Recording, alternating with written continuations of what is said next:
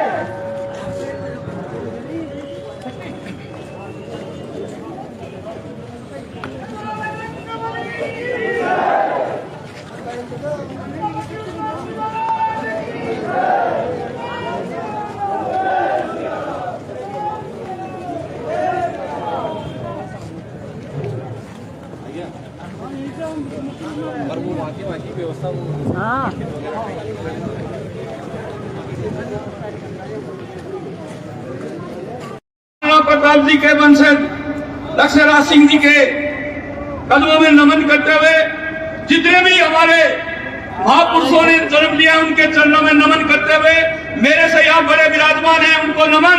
सम्मानित मंच, क्योंकि टाइम बहुत कम है इसलिए मेरे को थोड़ा जल्दी भी बोलना है, इसलिए सभी के नाम नहीं ले रहा हूँ।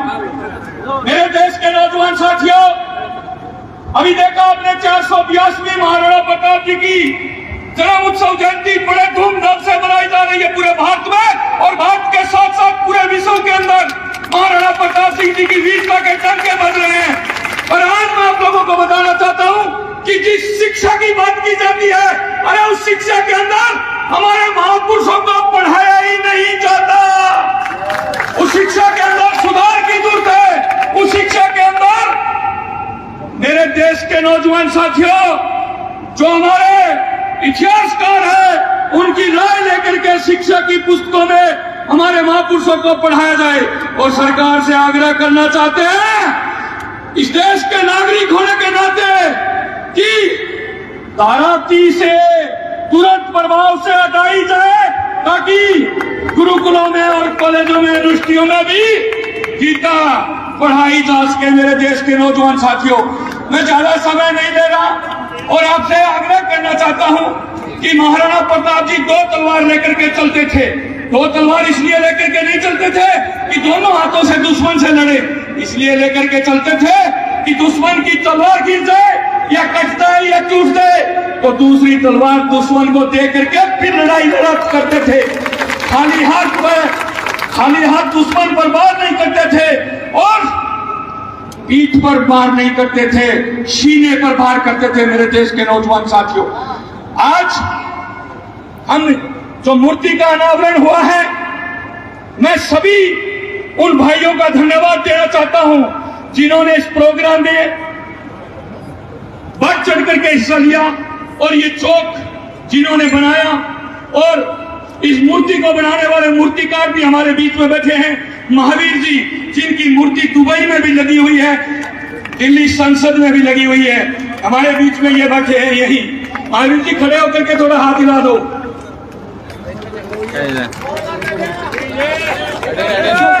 हाथ हिला लो थोड़ा। ये है मूर्तिकार, जो बड़ी बड़ी मूर्तियां दुबई में, संसद में, जहां भी लगती है बड़ी मूर्तियां, मूर्तिकार यही हैं। तो मेरे देश के नौजवान साथियों, आज इस देश के हालात आप लोगों से छुपे हुए नहीं हैं। राजस्थान क्राइम में 1 नंबर पर है और वो भी रेप जैसे मामलों में 1 नंबर पर है।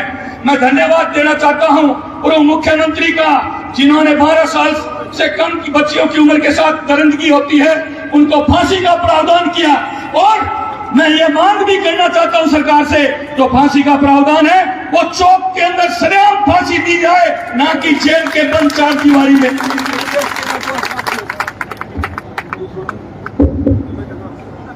तो इसलिए ये प्रावधान